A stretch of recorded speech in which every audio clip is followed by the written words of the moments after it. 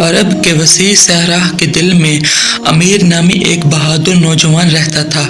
امیر ہمیشہ پوشیدہ نخلستان کی کہانیوں سے متجسس رہتا تھا، جو کہ ریتوں میں گہرائی میں چھپا ہوا ایک افسانوی جنت سمجھی جاتی تھی۔ بہت سے لوگوں نے اسے تلاش کرنے کی کوششیں کی، لیکن کوئی واپس نہ آیا۔ سچائی کو دریافت کرنے کے لیے پرعزم امیر اپنے وفادار اونٹ قمر کے ساتھ اپنے سفر پر نکل پڑا۔ ایک شام جب سورج غروب ہو رہا تھا، امیر کو ایک قدیم پوشیدہ نقشہ ملا جو نخلستان کی جگہ کی طرف اشارہ کرتا تھا۔ امید کے ساتھ اس نے اپنے راستے کا پتہ لگایا۔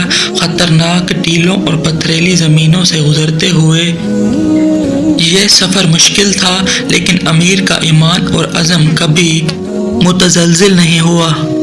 سفر کے چند دن بعد امیر ایک عقل مند بزرگ شیخ ناصر سے ملا، جو اکیلے ایک سادہ سے خیمے میں رہتے تھے۔ شیخ نے امیر کی بہادری سے متاثر ہو کر اسے رہنمائی دی۔ پوشیدہ نخلستان کا راستہ صرف جسمانی سفر نہیں بلکہ روحانی سفر بھی ہے، انہوں نے کہا۔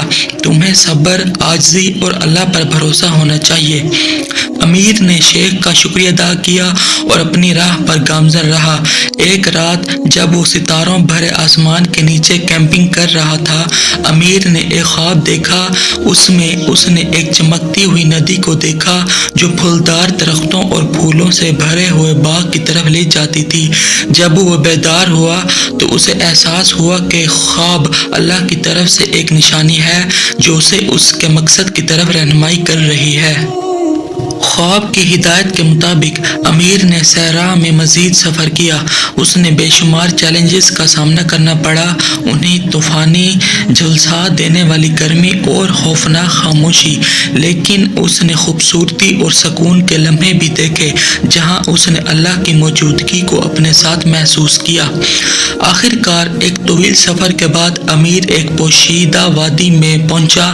وہاں دنیا سے چھپی ہوئی پوشیدہ نخلستان موجود تھی۔ یہ افسانوی توصیف سے کہیں زیادہ شاندار تھی۔ ایک زمرد کی جنت، صاف شفاف پانی، رنگ برنگی سبزیاں اور سکون بھری ہوا کے ساتھ تھی۔ امیر گھٹنوں کے بل گر پڑا، خوشی کے آنسو اس کے چہرے پر بہہ رہے تھے۔ اس نے اللہ کا شکریہ ادا کیا۔ اس نے احساس ہوا کہ یہ سفر صرف ایک جسمانی مقام کو تلاش کرنے کا نہیں تھا، بلکہ اپنے ایمان کی طاقت اور صبر و استقامت کی خوبصورتی کو دریافت کرنے کا تھا۔ امیر نے نخلستان میں چند دن گزارے، اپنے روح اور جسم کو تقویت بخشتے ہوئے۔